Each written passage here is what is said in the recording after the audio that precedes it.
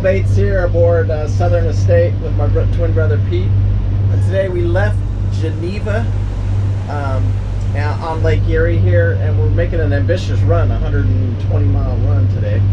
Got a beautiful sunrise in back of us. You can see it there peeking through over my shoulder there, or over my head actually. So hoping for a better ride today. Yesterday we did 100 miles yesterday, but it was that first half was miserable. Yeah, it was a little rough. It was sporty out. That's what Chief called it. Yeah, sporty. It was sporty. Anyway, today I want to talk about why you might want to consider making sure that your trawler, especially like these old trawlers here. This is a 40-year-old trawler. It's built in 1983, and it is built for off-grid. The guy that owned it before us, he built it for off-grid use. And why you may consider that. You guys, anybody that follows the channels or knows the channel, I also did the same thing with Loop Princess. Loop Princess was a better version of this, but this is using the old technology, this boat is. But it was done well. And like last night, we didn't even plug it into the marina. We didn't have to. And typically, we don't even plug in, really, unless we want to run our air conditioner.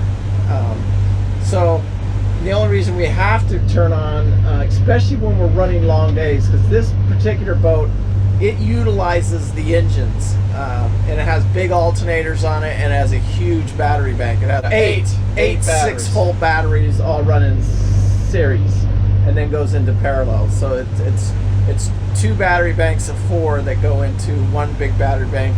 And anyway, that's what keeps the heart and soul of the boat running.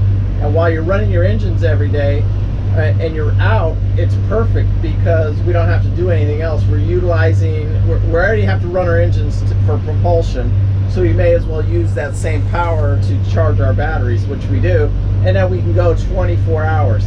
And a good measurement of your inverter and your batteries and everything, you should be able to go 24 hours off your batteries without being able to touch power or anything. Now, we also do have, on this particular boat, we have a small Honda generator. I think it's right there behind the Chief right there, sitting right there. Yeah. You see it right here. We have a small Honda generator, and we can plug that in anytime and charge batteries. We can run the washing machine. Run the washing machine. We can make hot water. We can do whatever we want. So it's just like it's a different style. I prefer having solar panels, and in the end, this boat will have, I won't change the batteries out just because Pete just spent a lot of time and money putting brand new 6-volt batteries in here. Yeah, it's still very expensive no matter whether you go with the old system or the new system. There's no way around the cost.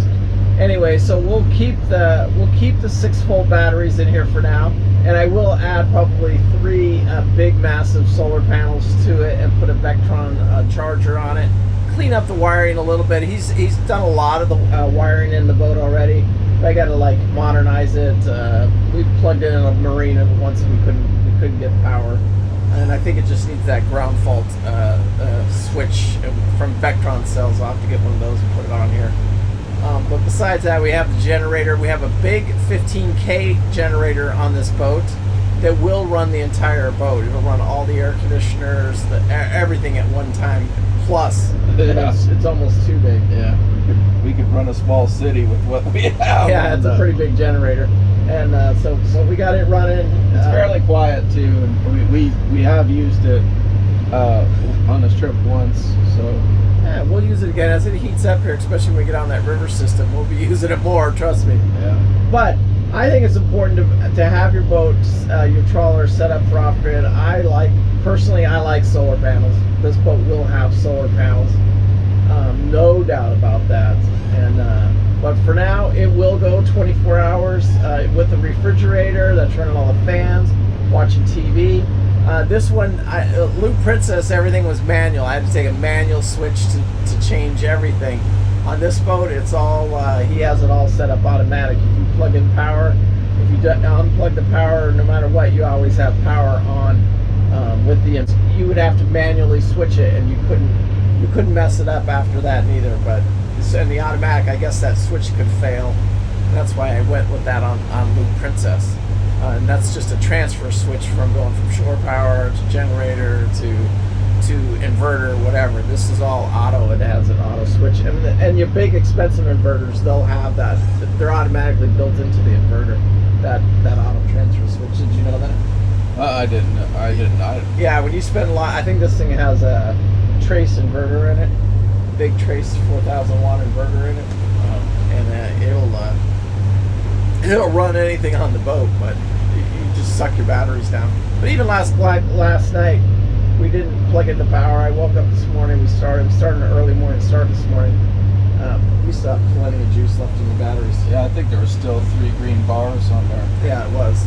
So anyway, I think if you're getting ready for the loop, you're designing your boat, and you're doing, I think it's important to at least show your batteries and have your capable of going 24 hours. That's running your refrigerator, a couple of fans and stuff like that for 24 hours off your battery system, and make your boat as off-grid as possible.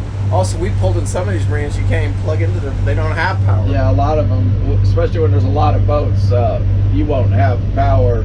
So, and then a lot of people are not complaining, but saying they have to have power. And we're we don't really care. This boat.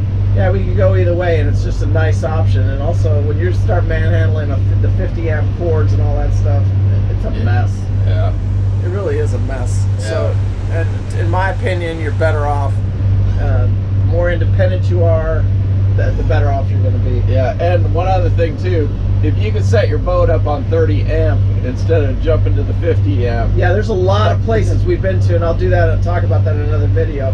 But the less is better. Yeah. It's always better. Because the cords are easier to handle. That 50 amp cord is like carrying a freaking it's not a. But the guy that owned the boat before us, he said that he never marinaed.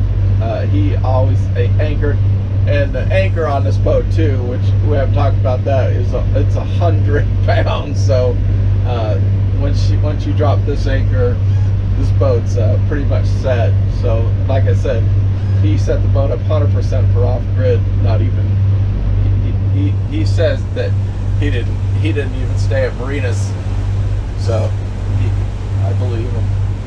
Anyway, I just want to talk about that, building your boat to be off-grid, and when you're looking to buy a trawler or you're getting your trawler ready, it's something to think about when you're doing your trawler. Anyway, Pete, Paul, little trawler talk here. Peace out. Thanks for watching. Make sure you hit that like and subscribe button, and we'll catch you guys on the next video. Bye.